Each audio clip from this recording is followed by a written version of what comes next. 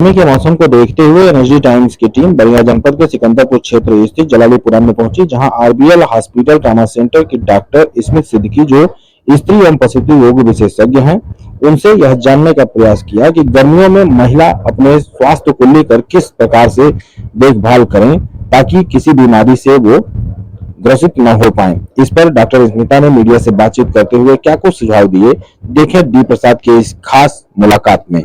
सिकंदरपुर में आप इस समय कार्यरत हैं, तो जानने के बाद से अपने मरीजों को क्या इस तरह सुझाव देना चाहेंगी?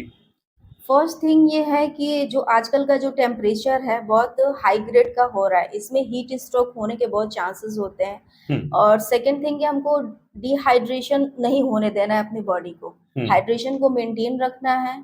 प्लस बाहर निकलने से पहले हर चीज अपने आप को स्टेबल रखना है ताकि जाके बाहर हीट स्ट्रोक से बचे हम। जी, मैं एक चीज़ और देख रहा हूँ, इस समय मान लीजिए कि हार्ट स्ट्रोक हो ही रहा है, लोग चले पानी लोग कम सेवन ले रहे हैं और तमाम बीमारियां हो रही हैं।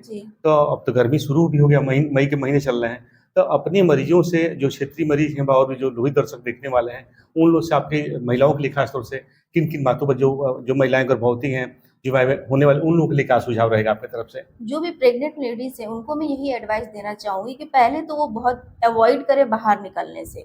और प्रेगनेंसी में वैसे भी जो मेरी पेशेंट हैं, जो कंटिन्यू के पेशेंट हैं, मैं उनको यही एडवाइस देती हूँ कि उनकी जो मेडिकेशन है वो 1 मंथ की चले जब तक ये गर्मी हो रहा है।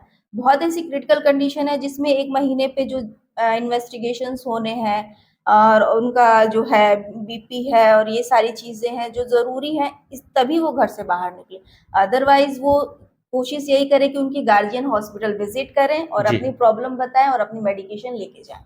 मैम एक चीज़ और जानेंगे हम आपसे, चूंकि इस समय जो हार्ट अटैक की जो मौतें हो रही हैं, जो युवा पीढ़ियों की मौत हो रही है, पुराने बुजुर्ग रो रहे हैं, युवाओं का, तो जो दौर सिलसिला चल रहा है, इसको कैसे रोकथाम किया जाए? आप क्या सुझाव देंगे जो पहला जैसे घरेलू उपचार का होगा, जिससे मरीजों को बचाया जा सके, जैसे कि दिल का दौरा पड़ना और चीज़, तो उस पर कैसे प्रकाश डालेंगे आप? फर्स्ट थिंग कि हमें ये जागरूक करना होगा कि जो भी आजकल ये हार्ट अटैक के चांसेस हो रहे हैं, तो हमारा जो डाइट मैनेजमेंट है वो आजकल बिल्कुल खराब हो चुका है। प्लस हम एक्सरसाइज, लैक ऑफ एक्सरसाइज, ज़्यादातर हम फ़ोन पे अपने बिजी रहते हैं, एक्सरसाइज वगैरह बिल्कुल नहीं करते हैं। और हम ये चीज़ जानने की नहीं कोशिश करते हैं कि कोई चीज़ होती है तो उसमें प्राइमरी ट्रीटमेंट हमें करना क्या है। सीपीआर होता है, ये किसी को नहीं आता है, जो कि कॉमनली ये चीज़ सबको आनी चाहिए। तो मैं एक एडवाइस देना चाहूँगी जो कि बहुत घरेलू एडवाइस है। उसमें ये करना चाहिए कि लाल मिर्ची सबके किचन में अवेलेबल होती है। जब भी ऐसा हो किसी को अटैक आ रहा है, सीपीआर देने की वो स्थिति में नहीं है कि आप सीपीआर दे सकें, आपको नहीं पता है, तो रेड जो पेपर आते हैं उसको मुँह में डाल दीजिए। उससे क्या होगा कि उसको खाँसी आना स्टार्ट हो जाएगा। जब भी वो सीपीआर कफ को करेंगे, भोजपुरी भाषा में हम लोग क्या बोलेंगे? जिसे हम कुछ ग्रामीण क्षेत्र के लोग होते हैं, जो महिलाएं नहीं समझ पाती हैं, उनको कैसे बताएंगे आप? जी मेरा थोड़ा भोजपुरी वीक है तो मुझे वो सीपीआर क्योंकि हम का ग्रामीण क्षेत्रों से आते हैं और रूरल एरिया में हम हैं, तो महिलाएं पूछी सीपीआर होता क्या था, हम लोग पढ़े लिखे जान जाते हैं, लेकिन जो महिलाएं, उनको तो नहीं मालूम होता, तो उनको किस अपनी भाषा में उसको बताया जाएगा? ये कॉमन एक लोकल लैंग्वेज में हम एक उसको वही है कि उसको हाँ बता सकते हैं कि वही है कि प्रेशर दे के, हाथों के दबाव देना या प्रेशर दे के मरीज को स्टेबलाइज करना। बिल्कुल ठीक है। और ये जो मैं बता रही थी, जो मेरी बात अधूरी रह गई थी, वो पेपर वाला, तो पेपर है मुंह में डालने से ये होगा कि जो जब उसको कफ आएगा, खांसी आएगी, जो लंग्स है वो फ्लक्चुएट करने लगते हैं। तो उस फ्लक्चुएशन से क्या होता है कि कभी कभी हार्ट बीट आ जाती है। तो उसमें कोई, मैं ये नहीं बता रही कि 100% एक्यूरेट है, but first line of treatment ये हो सकता है। जी, तो ये मैं जानेंगे कि ये होता क्यों है, इसको रोकथाम समय कितना रहता है बचाने का?